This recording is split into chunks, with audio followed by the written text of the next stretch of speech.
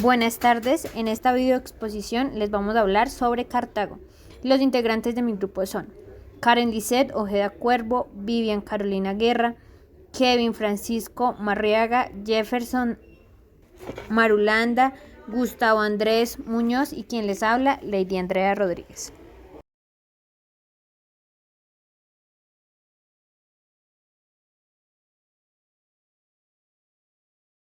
Hola para todos.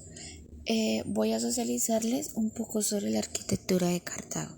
La arquitectura de Cartago nos centramos más en tres partes, que fue en el imperio, en las murallas y en el puerto. En el imperio, Cartago estaba situada en la península entre el Golfo y el lago Túnez.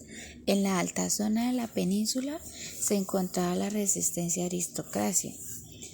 En Lambo era el centro político y económico de la ciudad, que estaba unida por el puerto comercial y se encontraban en el foro principal y el ágora, donde se establecía el interno del gobierno, el intenso gobierno.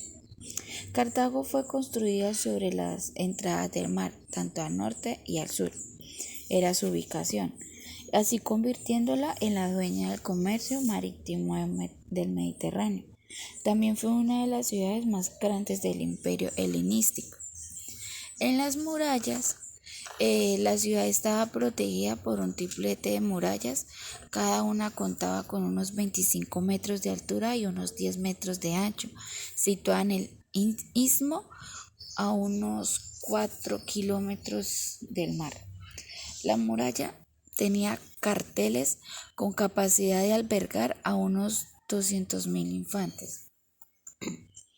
Fuera de las murallas de Cartago se encontraba también el Choras, o más conocida como las tierras agrícolas de Cartago.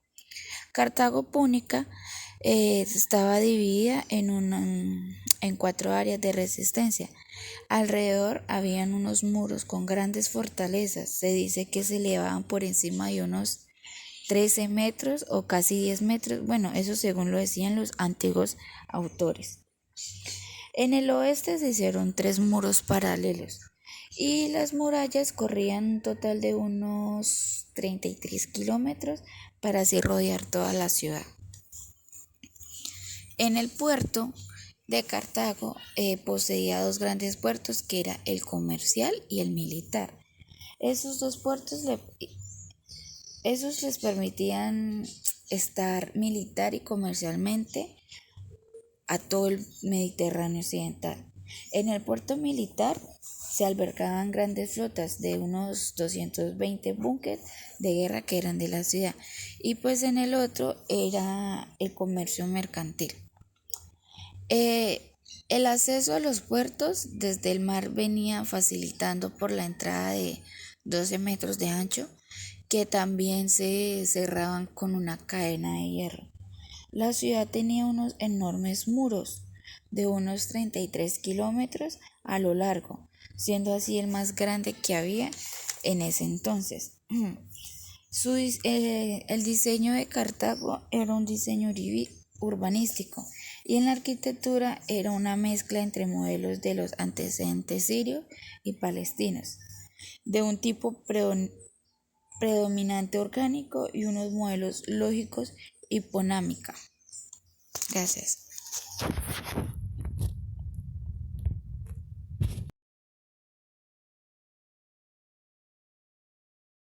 Mi nombre es Lady Rodríguez y hoy les voy a hablar sobre el referente histórico de Cartago. En el año 29 a.C., Augusto fundó en el mismo lugar la colonia romana con el nombre de Colonia Lulia Concordia Cartago, que se convirtió en la capital de la provincia romana de África. Según la leyenda, que ha sido adulterada por algunos escritores clásicos latinos, Cartago fue fundado en 1814 a.C. por la princesa Dido, hermana de Pigmalión y de Tiro. Pigmalión vivió 57 años, reinó 57 años, y en su 7º año de reinado, su hermana, yendo a Libia, fundó a Cartago. A través de los propios canales de Tiro se conocen hasta el año 820 a.C. El rey de la ciudad era Matán I, quien dejó el trono a su hijo Pigmalión, que por entonces solo contaba con 11 años de edad. En el 7º año de su mandato, su hermana Elisa huyó a la ciudad fundando Cartago.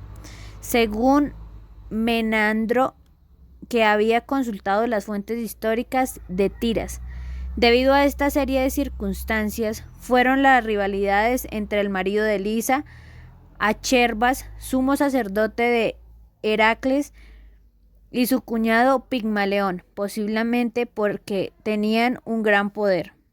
Todo esto se daba por el control de las riquezas. Debido a todo esto, Pigmalión mandó asesinar a su cuñado y su viuda Elisa huyó secretamente acompañada del príncipe Chipre, tras rendir homenaje a Magnat.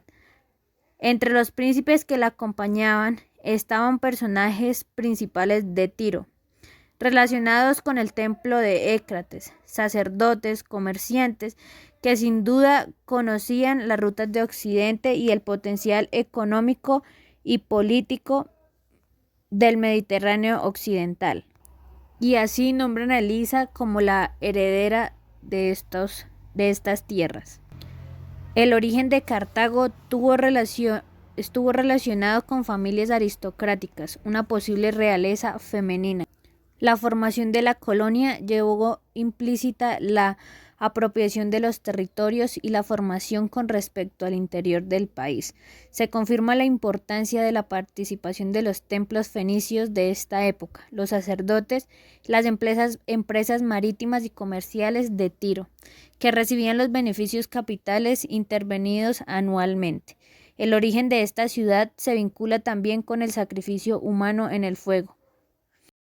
La empresa comercial cartaginesa fue llevada a cabo por iniciativa privada, con la colaboración del Estado en cuanto pudiera favorecer los negocios de intercambio.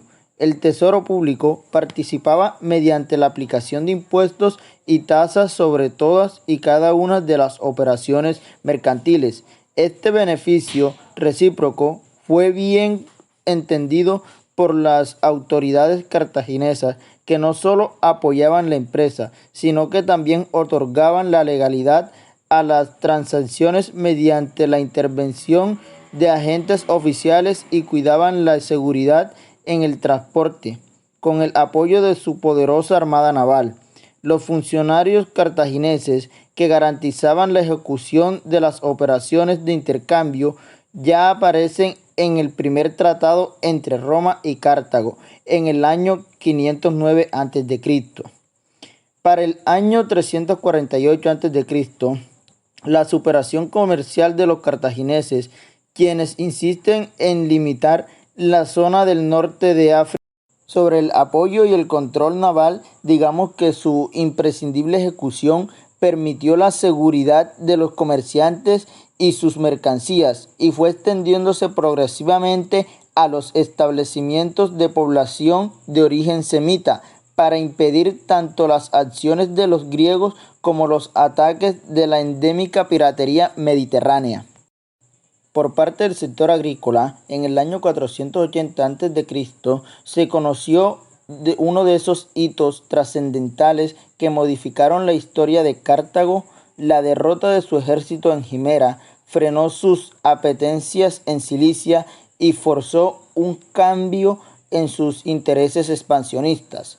Fue a partir de ese momento cuando se produjo la extensión territorial por su entorno africano y la puesta en explotación de una inmensa área que convertiría a los púnicos en una gran potencia agrícola.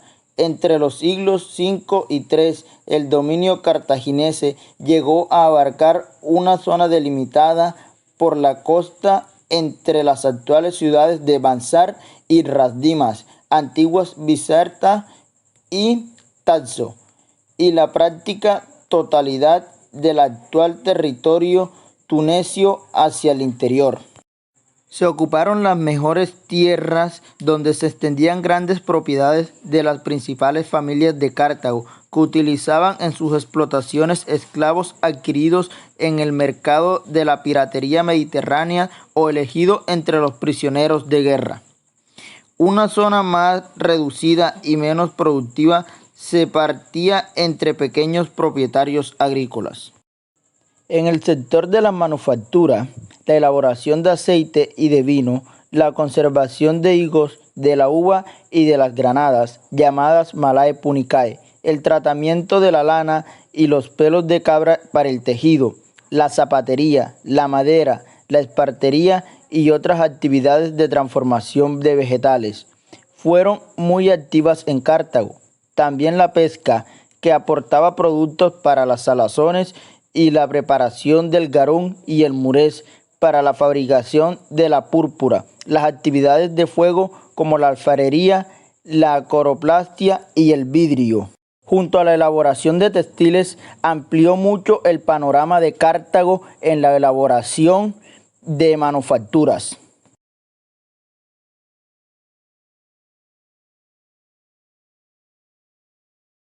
Buenas tardes, mi nombre es Gustavo Andrés Muñoz Tulcán y me correspondió exponer sobre la religiosidad de Cartago. La ciudad de Cartago tenía dos dioses principales, que eran Baal-Hamón y Tanit. Primero voy a hablar un poco sobre lo que fue la religiosidad antes de estos dos dioses. La religión cartaginense estaba basada en la religión fenicia. Los fenicios adoraban diferentes dioses. Muchos de los dioses en los que creían eran conocidos solamente bajo sus nombres locales.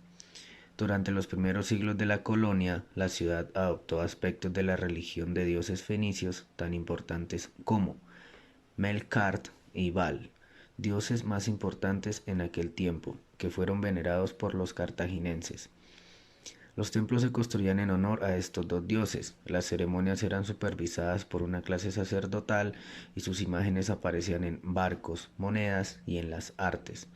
Todo esto quiere decir que la mayoría de los dioses cartaginenses fueron heredados de los fenicios. Ahora sí les hablo de los dos dioses más importantes que adoraron los cartaginenses. Baal-Hamón, dios principal de Cartago, era un dios de la vegetación y era representado como un anciano en un trono con un sombrero de plumas y cuernos de carnero. Este dios servía como el referente de la colonia de Cartago y para tiempo de los romanos era el dios más importante de dicha mitología. Según las fuentes romanas, los cartaginenses realizaban una gran cantidad de sacrificios humanos, en especial de niños, en donde eran quemados vivos para complacer al dios. La otra diosa más importante fue Tanit, diosa principal también de Cartago y esposa del dios ya mencionado Baal-Hamón. Era considerada una diosa lunar. Físicamente era representada como una mujer con cabello corto, portando un sombrero egipcio y con un largo vestido. Algunas veces también era común encontrar una representación simbólica de esta diosa en lugares donde ella era adorada o incluso en los escudos de los soldados púnicos. Aunque era la esposa o compañera de este dios, era considerada una diosa virgen y guerrera. Al igual que su esposo, los niños eran los sacrificios humanos que se hacían ante esta diosa. Los sacerdotes de aquel tiempo. El jefe de los sacerdotes era miembro del Senado y del influyente consejo de esta ciudad. Los sacerdotes habían disfrutado de un alto estatus, pero vivieron una vida simple donde solo tenían lo necesario para vivir. Se caracterizaban por sus distintivas cabezas rasuradas y se hacían aún más distinguidos al pintarse con ocre rojo durante las ceremonias. En definitiva, la mayoría de las posiciones religiosas de la ciudad parecen haber sido hereditarias. Los templos de aquel tiempo. En el exterior de los templos era donde se llevaban a cabo las ceremonias, oraciones y ofrendas a los dioses. Ofrendas de comida, flores, sacrificios tales como toros, corderos, aves de corral, pájaros, etc. E incluso sacrificios humanos. Las ceremonias religiosas también podían tener lugar en lugares naturales, como ríos y manantiales, ya que a menudo los cartaginenses los consideraban sagrados. Esto sería la exposición sobre la la religiosidad de la ciudad de Cartago. Una pequeña conclusión de todo esto es que se dice que muchos de los detalles de la religión de Cartago son incompletos debido a la falta de fuentes contemporáneas de los propios habitantes. Sin embargo, al igual que con muchos otros aspectos de la religión de Cartago, no se conoce ningún detalle preciso. Lo más cierto es que la religión cartaginense continuó más allá de la destrucción romana de la ciudad, para ser practicada a veces bajo diferentes nombres, tal vez más clandestinamente que antes, pero muy a menudo en los mismos templos que antes. Muchas gracias.